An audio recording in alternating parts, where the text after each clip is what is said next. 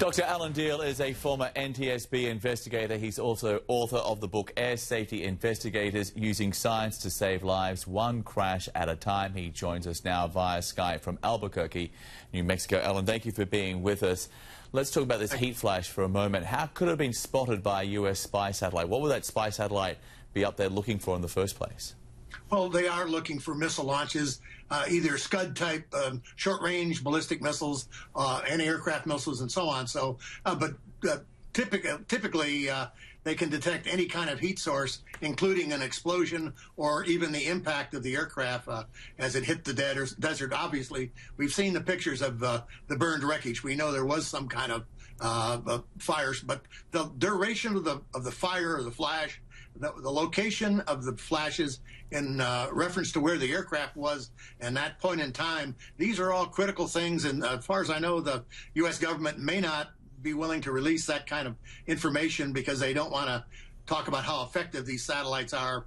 I've worked with these devices in the past, and there's a lot of classified aspects to what they can see.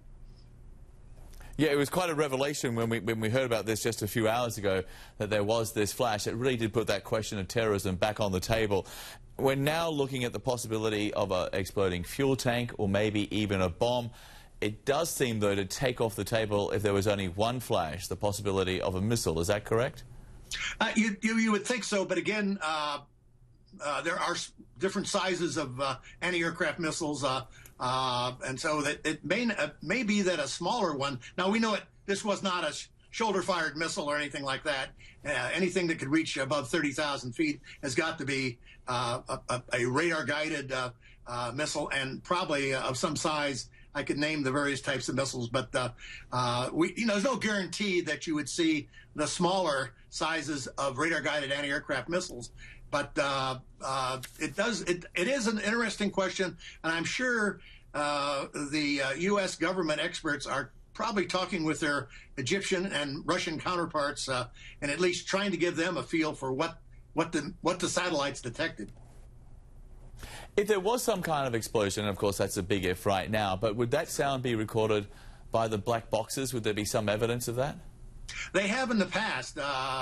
There's a shock wave that's usually picked up by the cockpit voice recorders, and of course the flight data recorder would likely pick up the instantaneous loss of cabin pressurization. Now, the only problem is sometimes, depending on where the missile or theoretical bomb was located, you could cut the electrical lines so that the black boxes could lose power. So they're not always perfect as detectors of explosions, but usually they're the definitive answer until you get and find the evidence in the physical wreckage, much like in the Lockerbie crash, which was blown up by a Pan Am 103, blown up by a bomb. So the nice, I hate to say nice thing about an accident, but in this particular case, John, they have the recorders. The Egyptians have said they're working, they're complete. They'll be very helpful, but they also have all the physical evidence. The fact that this aircraft went down in the desert as opposed to going down at sea or even in a war zone like the Malaysia 17 crash, where they think the rebels may have carted off some of the evidence.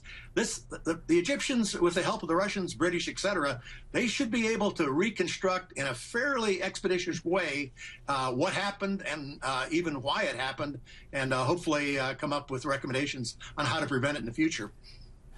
Yeah, I was looking at that crash site. It sort of reminded me a lot of Lockerbie, but without the green and with all the debris spread everywhere.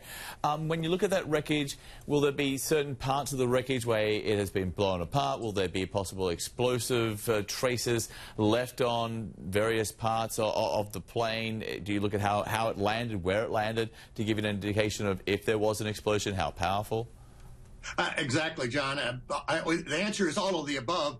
Clearly, they will be looking for missile parts like they saw in the Malaysia 17 accident. But there are tests for residues and so on.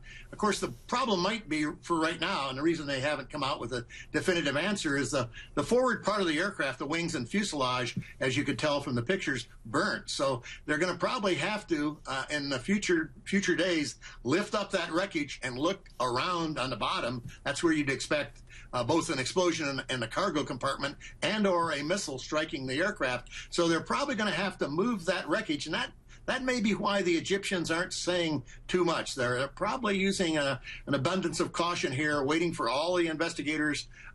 We know there are 5 countries involved to concur that there was no evidence of any kind of pyrotechnics or missile before they announce that. But I think they probably have a pretty good idea already from just a preliminary downloading of the voice recorder and the data recorder. And finally, Alan, I'd like to get your opinion on this very definitive claim, which is coming from the airline, discounting pilot error, discounting any possibility that there was some kind of technical problem or the plane hadn't been properly maintained. Does that sound more to you like PR than anything being backed up by fact? I think it's probably wishful thinking on the part of the airline managers, and I can understand that. Of course, John, you're aware that President Putin has, before this accident, has pointed out that he was going to personally insist on improvements in airline safety in Russia and the CIS, Coalition of Independent States. So I think there's probably a lot of pressure on management. I would imagine they're just very hopeful that it doesn't turn out to be their problem. Yeah. Alan, as always, great to speak with you. Dr. Alan Diehl, former NTSB investigator. Thank you so much, sir. Thanks, John, for having me.